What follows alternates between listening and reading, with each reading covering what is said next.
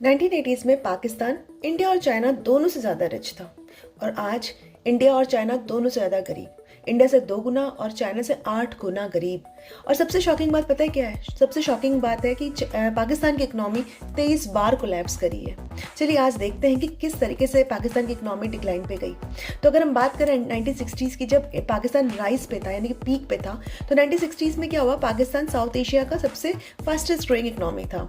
और जनरल अयूब खान का जो मॉडल था वो ये था कि ब्यूरोक्रेटिक सपोर्टेड कैपिटलिज्म, यानी कि उन्होंने डेमोक्रेसी को बिल्कुल ही डेमोक्रेसी का कोई प्रेशर नहीं था।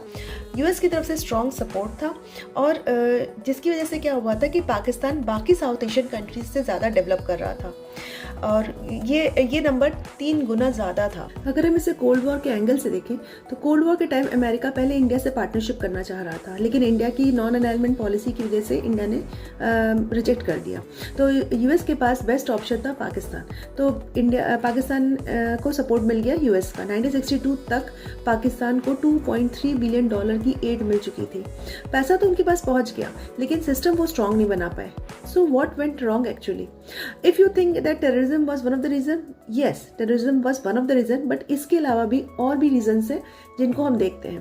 पहला, मिलिट्री ओवर इकोनॉमी। उन्होंने पावर और रिसोर्स मिलिट्री के पास कॉन्सेंट्रेट कर दिया, सिविल इंस्टीट्यूशंस उनके वीक होते चले गए। दूसरा, फॉरेन एड डिपेंडेंसी, यानी कि ग्रोथ रिफॉर्म्स के लिए उन्होंने एड पे अपनी डिपेंडेंसी करी, यानी कि अगर एड बंद होती थी तो इकोनॉमी गिर जाती थी। तीसरा, इंडस्ट्रियल डेवलपमेंट की कमी, यानी कि इंडिया और चाइना ने मैन्युफैक्चरिंग और ह्यूमन कैपिटल पे फोकस किया था, जबकि पाकिस्तान ने एलीट ड्रिवन इकोनॉमी में फंस गया। चौथा, पॉलिटिकल इंस्टेबिलिटी, कूप्स, अनस्टेबल गवर्नमेंट, कोई लॉन्ग टर्म इकोनॉमिक विजन किसी भी गवर्नमेंट के पास नहीं था, जिसकी वजह से वो लैग करते गए, जिसका रिजल्ट क्या हुआ कि इकोनॉमिक बार बार गिरती गई।